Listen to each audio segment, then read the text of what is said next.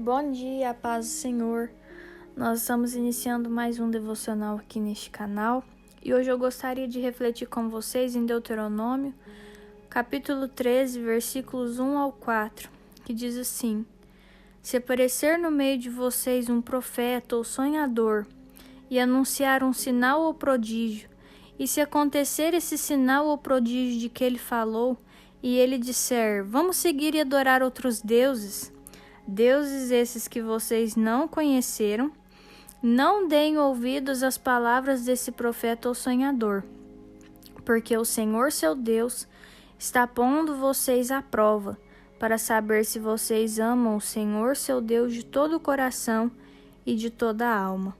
Sigam o Senhor, seu Deus, e temam somente a Ele. Guardem os seus mandamentos. Deem ouvidos à sua voz, sirvam-no e sejam fiéis a eles.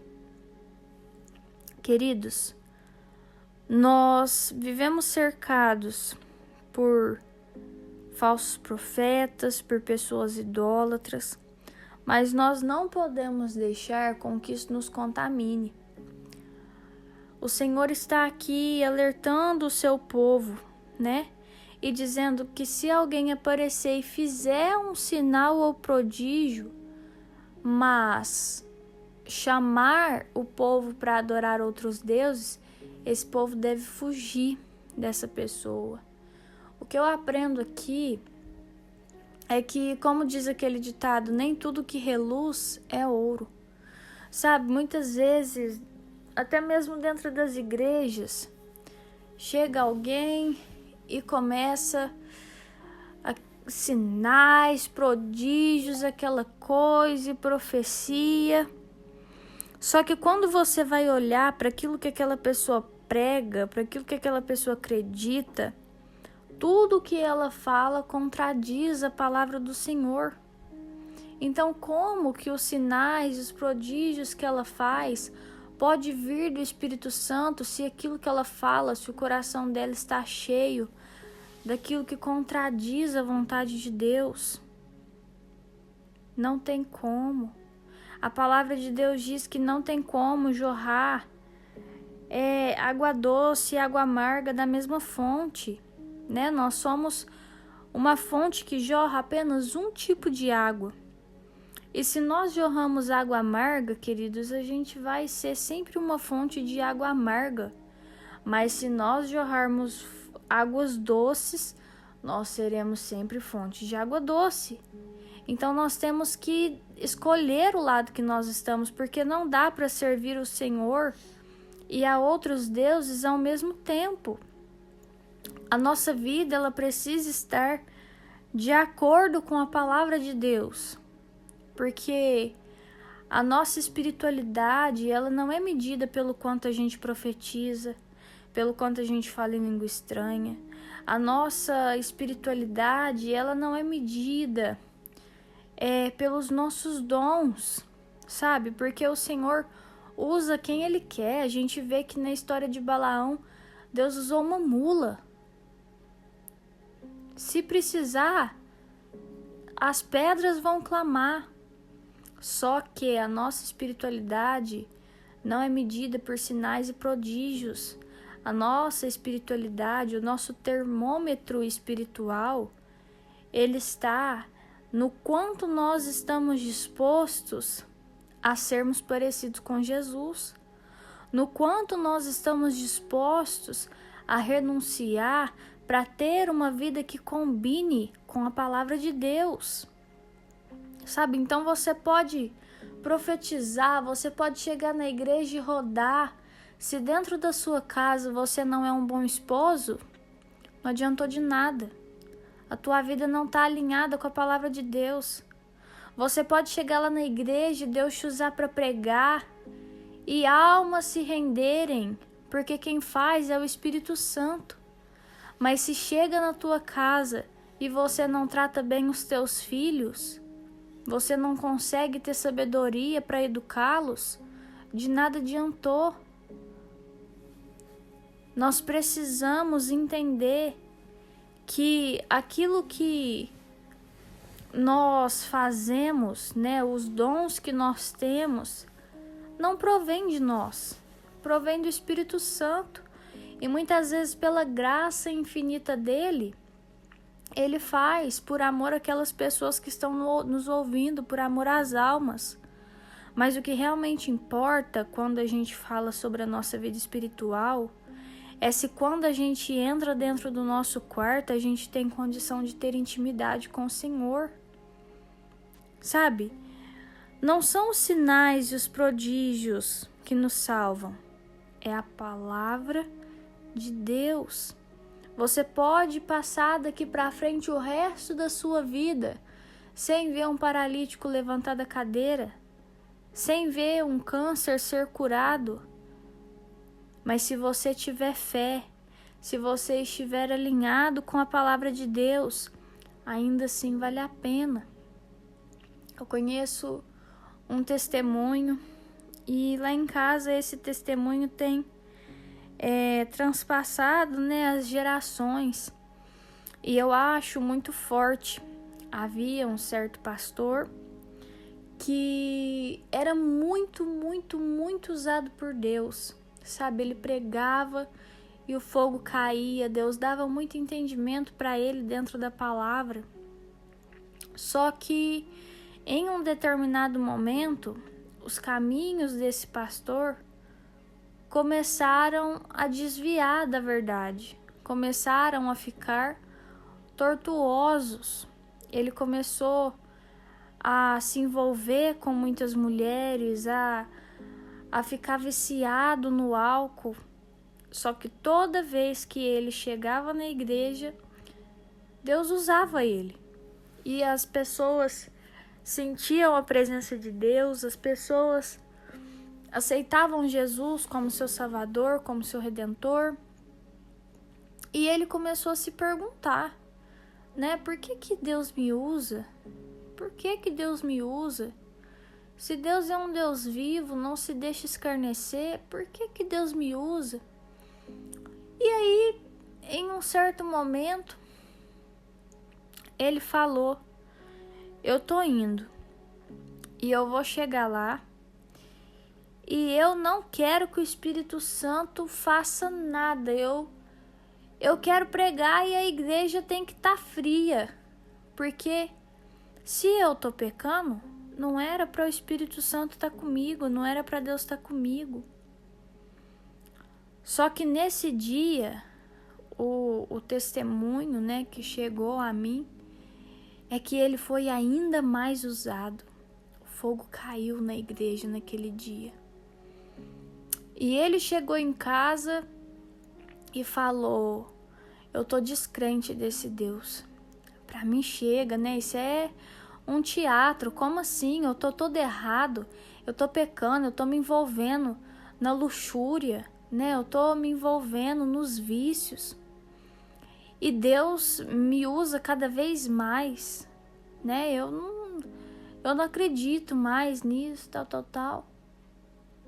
Quando vê, o Senhor despertou a vida daquele homem. E ele ouviu em alto e bom tom: eu tenho compromisso com as minhas ovelhas.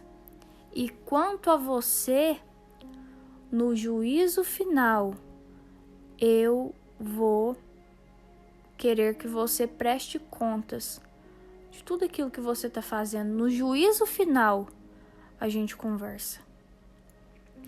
E o testemunho diz que esse homem agora ele se prostra e ele fica conturbado, porque a voz de Deus ecoou dentro daquele coração. Sabe, queridos, então, não é porque alguém está sendo usado que significa que ela está andando segundo a palavra de Deus. Sabe, mas Deus me ama. Ama. Mas Deus quer só o meu coração. Não, queridos. Deus nos quer de corpo, alma, mente, espírito. Tudo que nós fazemos precisa ser para a glória do Senhor. Sabe, o inimigo também pode fazer sinais. operar sinais, mas nós precisamos estar atentos, porque uma pessoa que realmente está firmada em Deus, as atitudes dela vão condizer com Cristo, com a palavra. E se as atitudes dela não condiz com a palavra, existe algo de errado. Porque uma fonte jamais pode produzir 2 tipos de água. Então que neste dia nós não sejamos pessoas que são guiadas por sinais, por prodígios, por coisas miraculosas. Que nós não sejamos pessoas que só vai aonde a gente vê que tem alguém manifestando um dom espiritual. Que nós não sejamos pessoas que medem a própria espiritualidade por aquilo que Deus tem feito através dela. Que nós não sejamos sepulcros caiados. Sabe, que por fora tá tudo bem, chega lá na igreja, a gente pula, fala em língua estranha, mas chega em casa, ninguém nos suporta. A gente causa intriga, a gente causa briga. Os nossos filhos não podem nem nos olhar, que eles estão com raiva. O nosso cônjuge dá graças a Deus quando a gente sai para trabalhar, porque a casa fica em paz. Sabe, queridos, que a gente tenha vergonha disso. Nós precisamos nos envergonhar disso, de sermos um peso para as pessoas que estão ao nosso redor. Então, que nós procuremos ser cada dia mais parecidos com Jesus, cada vez mais mansos, cada vez mais condizentes com a palavra, porque nós não podemos ser guiados por sinais, por prodígios, mas pela palavra de Deus. Então, se qualquer pessoa chegar na sua vida, se qualquer situação, qualquer oportunidade chegar na sua vida com cara de sinal, com cara de milagre, mas te puxar para um lugar onde a palavra não te indica que é o caminho certo, corra, porque pode ser que o Senhor está te colocando à prova. E eu finalizo aqui a minha fala repetindo o versículo 4. Sigam o Senhor seu Deus e temam somente a Ele. Guardem os seus mandamentos, deem ouvido à sua voz, sirvam-no e sejam fiéis a Ele. Que o nosso coração hoje, queridos, esteja sensível ao mover do Espírito Santo. Que os nossos ouvidos estejam sensíveis à voz de Deus. Amém? Eu vou orar pela sua vida.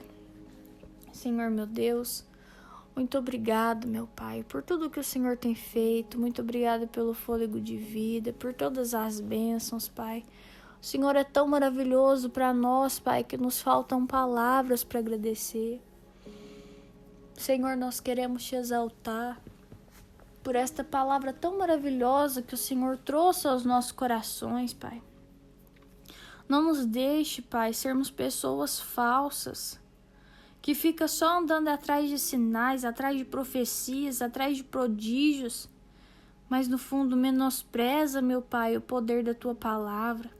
No fundo não está disposto, meu Pai, a renunciar, a obedecer.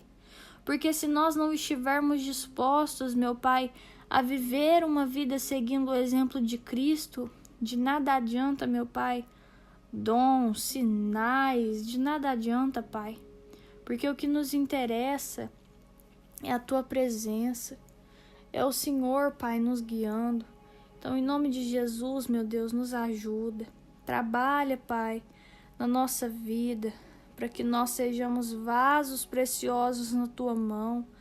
Não vasos, meu Pai, de ouro, para que as pessoas enxerguem valor em nós mesmos, Pai. Não, que a glória não seja nossa, mas que nós sejamos, Pai, vasos de barro, recheados, Pai, dos tesouros celestiais.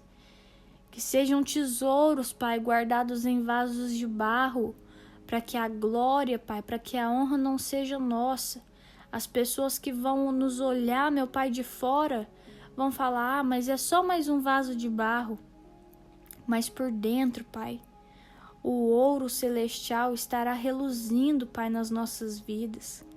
As pedras preciosas celestiais, Pai, estarão adicionando valor na nossa vida, não por aquilo que nós somos, não por aquilo que nós temos, mas por aquilo que o Senhor é e pelo valor que o Senhor nos dá. Em nome de Jesus, amém. Se esse devocional falou com você de alguma forma, curte, comenta, compartilha, se inscreve no canal. Um beijo, até o próximo vídeo e tchau!